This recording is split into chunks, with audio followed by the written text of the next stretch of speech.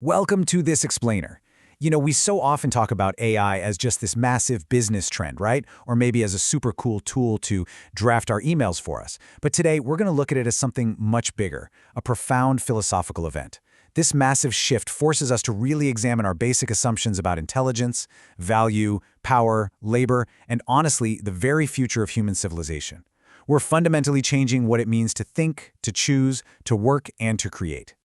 This brilliant quote perfectly captures what we're talking about. We aren't just changing what machines do, we're actually changing who we are. When we hand off tasks to machines, we're simultaneously shifting human intention, responsibility, and labor. The conversation isn't just about output or productivity anymore. We have to look in the mirror and realize that as our tools evolve, the very foundational structures of human meaning are being completely reorganized right beneath our feet. So instead of just marveling at what machines are capable of, we really need to flip the script. We need to ask what our role is in a world where productivity is no longer a uniquely human trait. Seriously, what should humans become when machines can just do more? If our identity and dignity are tied up in the work we produce, what happens when we're completely outperformed? Does this automation free us or does it make us entirely dependent? To figure that out, here is our roadmap for today. We're going to start with 1, the AI philosophical mirror. Then we'll move to 2, work, value, and alienation. Next up is 3, freedom and invisible control, followed by 4, ethics, bias, and responsibility, and finally, 5, wisdom in an automated age. Let's dive right in. Okay, Section 1, the AI philosophical mirror. Before we can truly wrap our heads around artificial intelligence, we have to unpack what intelligence actually is in the first place. Channeling the philosopher Descartes here, we really have to ask if AI is genuinely intelligent or if it's just an incredibly advanced, unconscious imitation that completely lacks an inner life. Today, a machine might process massive mountains of data, spot complex patterns, and spit out incredibly accurate outputs. But does it actually know what it's doing? This is the classic philosophical problem of the inner life. It's the massive gap between the appearance of understanding and actual conscious experience. Think of it like the difference between a parrot mimicking a joke and a comedian actually understanding why the punchline is funny. A machine performs, sure, but it doesn't feel or intend. Moving right along to Section 2, work, value, and alienation. Work has never just been about paying the bills, has it? It's deeply tied to our personal identity and human dignity. And Martin Heidegger's concept of inframing gives us a huge warning here about the dangers of worshiping pure, unfeeling efficiency.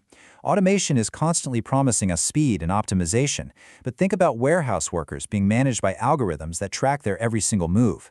When we idolize efficiency above all else, we run the risk of reducing actual human beings to simple data points on a dashboard. We completely lose the nuance of the human experience.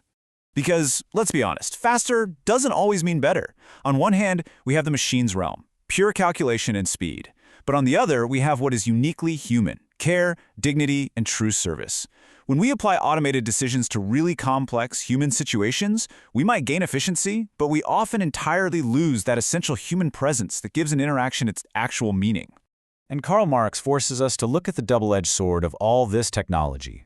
Yes, AI can absolutely liberate us from boring, repetitive tasks. But ask yourself this. What becomes of our dignity if we no longer feel like we're actively contributing to the world? If we lose control over the systems of production, we run the massive risk of deepening our own alienation. We could become entirely disconnected from our own purpose. Which brings us to Section 3, freedom and invisible control. We usually think of automation as this great liberator, giving us more free time and comfort. But there's a hidden cost. Drawing on Michel Foucault's ideas of invisible power, we can see how control operates completely silently through pure convenience. Foucault argued that power doesn't always need to use force. Actually, it works beautifully through systems that just subtly guide your behavior. Every single TikTok or Netflix recommendation, every automated nudge on your phone, every predictive algorithm, they are all subtly shrinking the space of your independent choice. It's the total automation of human attention, and it operates completely invisibly. As we navigate this highly automated world, Jean-Paul Sartre would remind us that true existential freedom is more than just sitting back in comfort. It requires active, conscious decision-making. Sartre believed we are fundamentally responsible for our choices. But algorithms offer us a really dangerous trade. They basically say, hey, let us do the choosing for you, in the name of convenience. When a system curates your news, your entertainment, and your decisions, it completely hides the burden of choice, effectively sedating our existential freedom. I want you to really chew on this question for a second. When an algorithm gives you the absolute perfect recommendation, are you exercising freedom or are you blindly surrendering it? It feels like liberation, right? Because it's just so effortless. But true freedom requires intentionality. If we just passively accept the path of least resistance plotted out by these predictive models, we are effectively handing our human agency over to a machine. All right, let's shift gears to Section 4, Ethics, Bias, and Responsibility. It's one thing to have a machine recommend a movie for Friday night. It is an entirely different philosophical problem when we outsource our moral judgments. And guys, these aren't just hypothetical scenarios. Right now, as we speak, algorithms are actively determining who gets a job, who gets a mortgage, and who gets life-saving medical care. And they're doing it entirely without human context. We're applying cold machine calculation to profoundly human situations. The problem here is that good judgment requires deep context, character, and discernment. A machine can follow rules and optimize for a specific metric all day long, but it literally cannot exercise true moral judgment when deciding the fate of a human life. So, when an automated system denies a loan or, worse, makes a medical error, who exactly is to blame? We have this totally fractured black box of moral responsibility. Is it the developer who wrote the code, the company that bought it, the user, or the opaque algorithm itself? Traditional moral responsibility tells us that accountability must follow power, intention, and consequence. But automation completely shatters that clear line of accountability into a million pieces. And it gets trickier, because machine learning models train on historical data. That means they are training on our historical biases. If we just let them optimize based on the past, they will perfectly reproduce discrimination. The philosopher John Rawls reminds us that a just society must actively design systems that are fair to the most vulnerable. We can't just blindly put the past on repeat. We have to ask ourselves if a machine can ever truly be held accountable for a biased outcome, or if moral responsibility is an inherently human trait. A machine can definitely generate an output, but it cannot understand the ethical weight of its actions. It simply doesn't have a conscience. So we might delegate the task to the AI, but we absolutely cannot delegate the moral responsibility. And that leads us beautifully to our final section, Part 5, Wisdom in an Automated Age. Here is the culmination of our intellectual journey today. We need to look at the ultimate distinction between raw computational intelligence and profound human wisdom. Using Aristotle's concept of practical wisdom, or phronesis, we see exactly why true judgment requires moral character.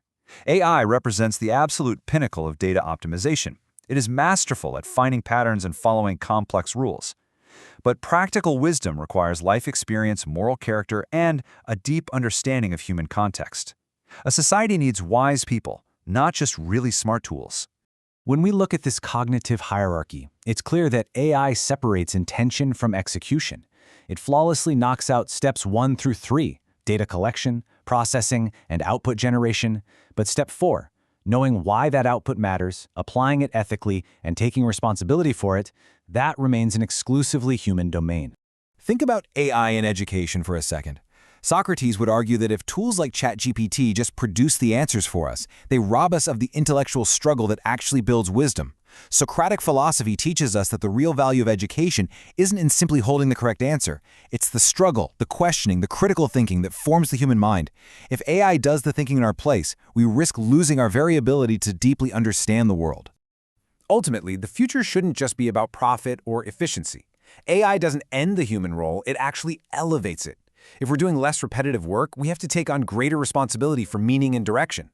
Power without virtue and speed without reflection, that's a deeply dangerous combination.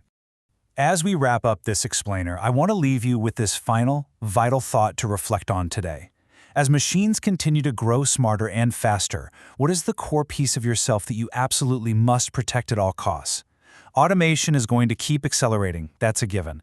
The deepest question facing us isn't what AI can automate, but what we as humans must firmly refuse to hand over. Thank you so much for diving into this philosophical journey with me today.